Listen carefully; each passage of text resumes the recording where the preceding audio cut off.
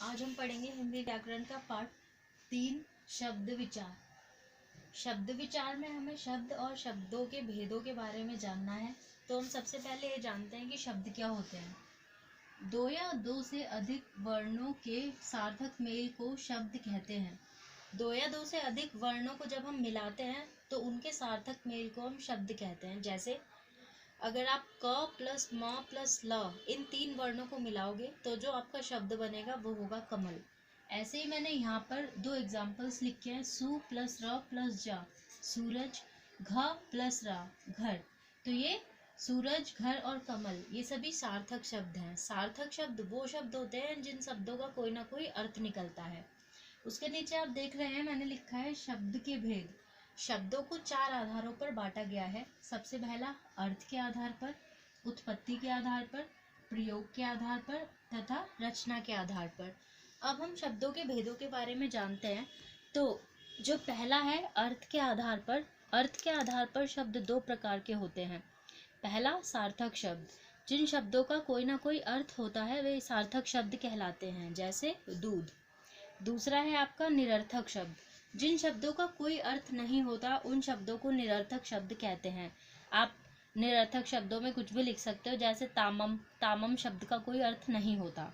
दूसरा शब्द के जो भेद होते हैं वो होते हैं उत्पत्ति के आधार पर। तो उत्पत्ति के आधार पर शब्द 4 प्रकार के होते हैं। तत्सम शब्द, जो संस्कृत के शब्द ऐसे के ऐसे हिंदी में आ गए उन्हें हम तत्सम शब्द कहते हैं, जैसे जल। दूसरे तरह का होता है तद्भव शब्द, संस्कृत से हिंदी में आए शब्द जिनमें कुछ बदलाव आया हो उन्हें हम तद्भव शब्द कहते हैं, जैसे पानी। तीसरे तरह के होते हैं देशज शब्द, ऐसे शब्द जिनकी उत्पत्ति अपने देश में हुई है उन्हें देशज शब्द कहते हैं, जैसे गुड़िया। और चौथे तरह के शब्द होते हैं विदेशी शब्द, जो विदेशी भाषाओं से शब्द हमारे देश में आए हैं उनको विदेशी शब्द कहते हैं, जैसे मास्टर। तीसरे तरह के जो शब्द हैं या शब्दों के भेद हैं वो हैं प्रयोग के आधार पर।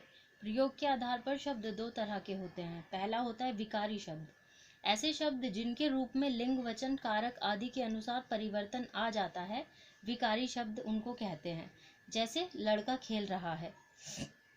दूसरे होते हैं अविकारी शब्द, ऐसे शब्द जिनके रूप में लिंग, वचन, कारक आदि के अनुसार कोई परिवर्तन नहीं होता, उन्हें हम अविकारी शब्द कहते हैं। इन्हें अव्यय भी कहा जाता है, जैसे इनके कुछ एग्जाम्पल हैं ऊपर या धीरे धीरे। चौथे जो शब्दों के भेद हैं वो किए गए हैं रचना के आधार पर। रचना के आधार पर शब्दों को 3 भागों में बांटा गया है।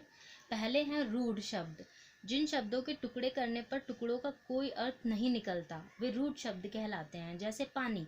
अगर पानी को आप तोड़ोगे तो पा प्लस नी, तो ना तो पा का कोई अर्थ है ना नी का कोई अर्थ है। दूसरा है यौगिक शब्द, जो शब्द 2 शब्दों के योग से बनते हैं और उनमें से प्रत्येक शब्द का कोई अर्थ निकलता है उन्हें यौगिक शब्द कहते हैं। जैसे अगर हम कहते हैं लाल किला, तो लाल किला को अगर हम 2 भागों में तोड़ते हैं, लाल प्लस किला, तो लाल का मतलब भी होता है, लाल एक रंग होता है, और दूसरा किला, किला का भी मतलब होता है। तो ये लाल किला एक यौगिक शब्द है।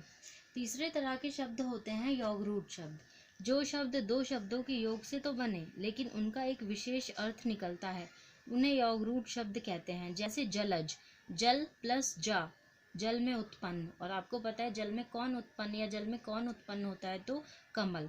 ऐसे ही यौगरूढ़ शब्द का दूसरा जो उदाहरण है वो हो जाएगा पीताम्बर। पीताम्बर का मतलब पीत प्लस अंबर, यानी पीले वस्त्र वाला, और पीले वस्त्र जो है वो श्री कृष्ण भगवान पहनते हैं, तो पीताम्बर हम श्री कृष्ण को भी कहते हैं। तो ये था हमारा हिंदी व्याकरण का तीसरा पाठ, शब्द विचार। इसमें आपने पढ़ा शब्द किसे कहते हैं और शब्दों के भेद। धन्यवाद।